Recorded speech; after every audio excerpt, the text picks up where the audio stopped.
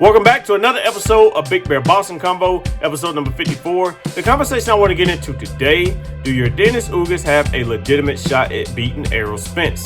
Let's get into a few short clips on what other boxers had to say and their predictions, and also I'll give you my strategic breakdown and who I think will win. So stay tuned. Looks like we are going to be set for Errol Spence Jr. and Yordenis Ugas for a unification at 147. I like it. I like the fight. Errol Spence by a fifth round knockout. Great fight. Spence coming off another layoff. I think Ugas going to try to start fast because Spence coming off their layoff. But I think Spence going to win a close fight, like split decision. Yeah, I was just talking with Rob about that. You know, his lifestyle isn't really the cleanest, to say it like. And it's pretty amazing based off of his talent that he's gotten so far, being a unified world champ and all. But at some point, I mean, what's your opinion about that? Not just him and his lifestyle, but just fighters in general and that type of lifestyle.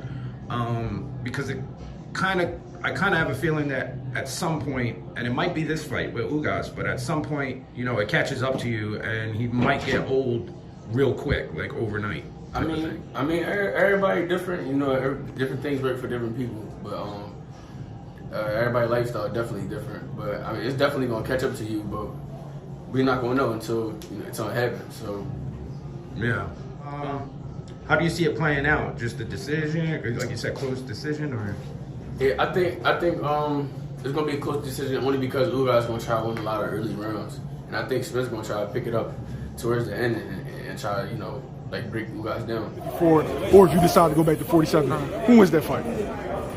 Ugas or Spence. I give Spence the edge, but Ugas the type of guy you just can't never count out. You know, you got a heart of a champion, but I'm just, I think Spence might got a little edge on him.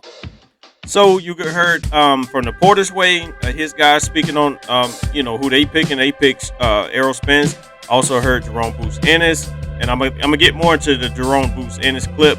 And you also heard Ray Robinson, which he also had a fight with Yordenis Ugas, and he actually lost. He actually I think it was a stoppage in like the 5th or 7th round. It was a pretty good fight though. Yordenis Ugas is tough. In the base of this video, and it's an extension on my last night's video, and actually Errol Spence getting past Yordenis Ugas to make the Crawford fight. So I wanted to extend it more on Yordenis Ugas because I do not want people thinking I'm looking past him, and I don't want you guys, if you true fans of the sport, don't look past somebody like him, Yordenis Ugas, because he's tough. And I'm gonna break down the reason why I think he has a legitimate shot, even though I'm still sticking with Errol Spence for many different reasons. But let's get into the advantages that Yordenis Ugas can have. I think that the way he throws his punches, a lot of times he does not have a big array of punches that I've seen, because I actually watched the Sean Porter versus Pacquiao, and Yordenis Ugas versus Pacquiao, and Yordenis Ugas actually versus Sean Porter. Both fights was really good fights, and I noticed a lot of little things that Yordenis Ugas was doing. Let's break down with what he did with Sean Porter. So Sean Porter is a come forward fighter. He can fight going backwards a little bit, but Sean Porter is up in your face. He can box you and he can rough you up. So one thing I really like what Yordenis Ugas used as far as tactics, he did not let he was first of all, he started countering Sean Porter, and he was roughing up Sean Porter. He made the fight between him and Sean Porter look easier than Errol Spence and Sean Porter. I think that he knocked Sean Porter down. I think he stunned him a couple times. A lot of times Sean Porter makes mistakes with putting his head first. Anytime you put your chin over your lead leg, at least your knee, you're bound to get hit. And especially Sean Porter, come in with his hands down a lot of times, and he kind of bomb rush you, almost like playing football. That was his background when he was younger. So but Sean Porter is a really good fighter. But I think what I really liked about him is that he did not let Sean Porter get up under his skin. He roughed him up, he pushed him off of him, and I think that he can use some of those tactics against Errol Spence, because Errol Spence can box you, he can fight in the inside as well. So if Errol Spence actually chooses to fight Yordenis Ugas in the inside, I think his best tactic, he can actually hold a little bit, and he can also rub Errol Spence up as far as pushing him off of him. Don't let him use his weight and just kind of get those sneaky little body shots that Errol Spence like to take on a lot of guys, and actually stop a lot of guys or get them tired to the point to where they're ready to quit. So I think that, like I said, he has a really rich history coming from Cuba.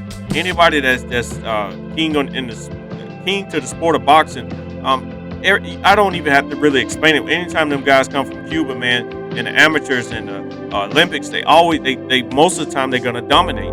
And so he has a rich history in his genes already. So he has an advantage with that natural ability, and then they exercise those abilities as they coming up through the ranks and stuff.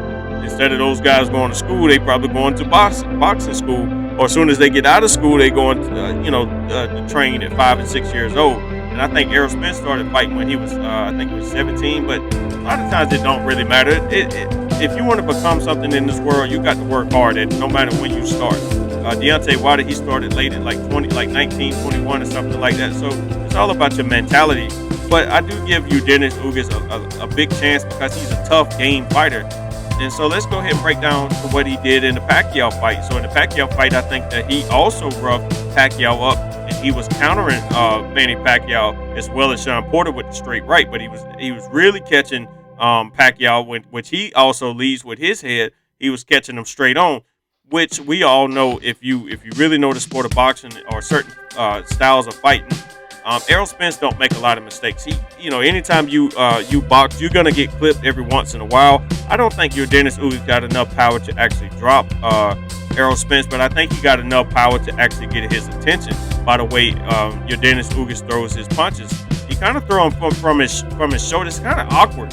If you go back, you guys go back and look at the fights, he kind of throw his shots like from a very awkward angle. A lot of times you throw it from the hip. I don't know, he kind of wings his arms a little bit, but it's very weird. But I think with him having I'm not sure about what his reach is, but he looked like he got pretty long arms, so he got a pretty decent jab. So if he can rough him up, if he can kind of smother some of what Errol Spence does well.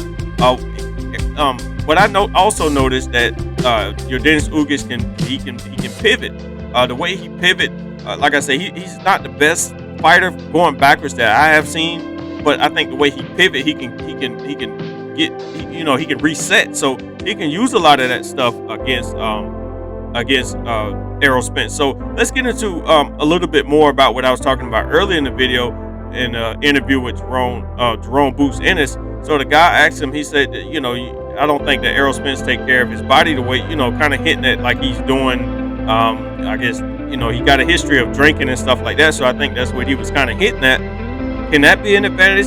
Yes, that can if Errol Spence is actually doing those things. But the physical shape that he has been in since the car accident, I think that Errol Spence, he does not get enough credit with actually being dedicated to the sport of boxing. I do pick Errol Spence to win, obviously, but I pick him for a different reason. I think he got better foot work. I think he got faster hands, and I think he's going to be physically stronger than Yordenis Ugas on the night of the fight.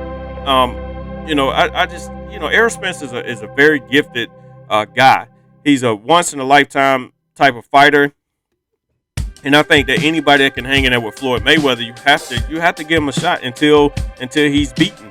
But I think it's a lot of different things that Errol Spence does a lot better than Yordenis Ugas. But can Yordenis Ugas actually make it a fight, make it a close fight? Yes, he got all the skills in the bag to make it a close fight. But I think that Errol Spence, he has a better punch, combinations and stuff like that. He throws punches from different angles. I think he has more tricks in the bag, and that's the reason why I give him the go ahead as far as giving him the victory.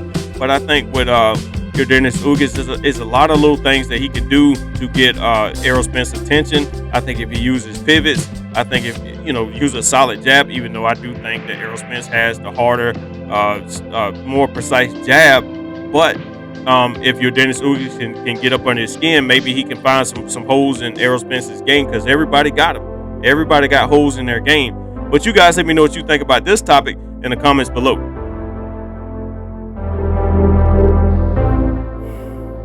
That's going to conclude another episode of Big Bear Boxing Convo, episode number 54. You guys let me know what you think about this topic and all the other topics that I bring up on my channel. If you want to see what I'm wearing, shoptalk.com. Follow me on all social media platforms that I'm currently on. Links will be down in the descriptions below. Just want to thank you guys for giving me the motivation to keep going with this channel. It's growing like crazy, so thank you guys. If you're old to the channel, new to the channel, please try to make sure you watch the full video so you get the full breakdown of the content. If you like the video, please try to leave a like, share, comment, and subscribe. And also hit the notification bell so you will not miss out on upcoming videos on this channel. With all that out of the way, thank you guys for tuning in to another episode of Big Bear Boxing Convo.